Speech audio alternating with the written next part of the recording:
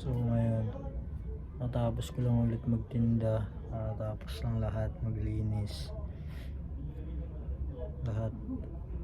Mga nangyari pa lang ngayon.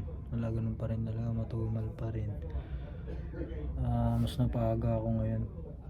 Nagsara ako ng maaga kasi naubos yung tinda ko kahapon na tira ngayon. Ay, tira kahapon.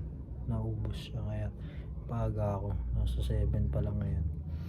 So, ano nangyari kanina, mga alas 4 na malengke ako para bukas. Tapos naglaga na rin ako, nasikaso ko na lahat ng dapat asikasuhin para bukas. Hindi na ako, wala na ako masyadong gagawin pa, kaya yun. So kanina umaga, sobrang tamad na tamad akong bumangon kasi ang hirap bumangon, parang basta tamad na tamad talaga ako. Parang ayoko pa. Magtatanghali na nun, alas 9.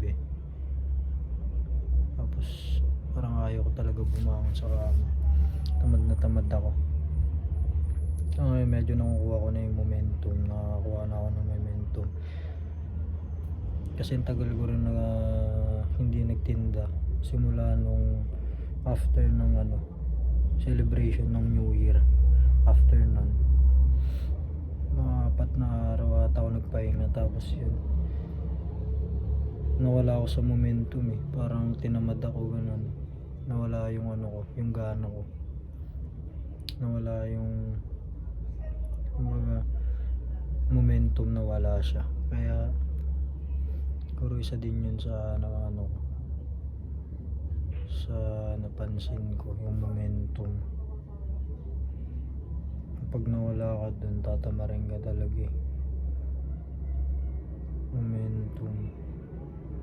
Tapos ngayon pala nasa 27,000 na tayo, na 27,000 na. So ngayon nasa 27,000 na, 27,300 na ako ngayon. Siguro baka next week pa mga 30k niyan. Next week pala, I mean. Ayan. Tapos yun lang mga nangyari ngayon. So itong cellphone hindi ko pa rin nabibenta, wala pa rin buyer. Yun, tapos ganito ka lang yung yung momentum. Sa momentum, kapag nawala ka sa momentum, mahirap na siyang ibalik. Ka ulit, mag-grind ka ulit para makuha mo yung momentum.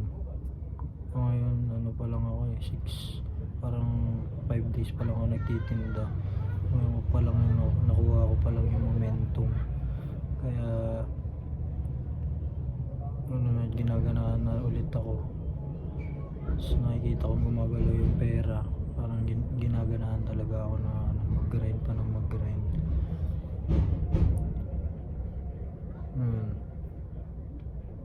Ano mga nangyari ngayon?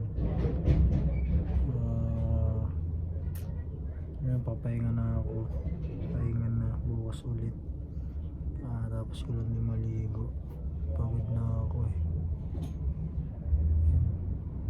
Bukas na lang ulit. Video ulit ako bukas.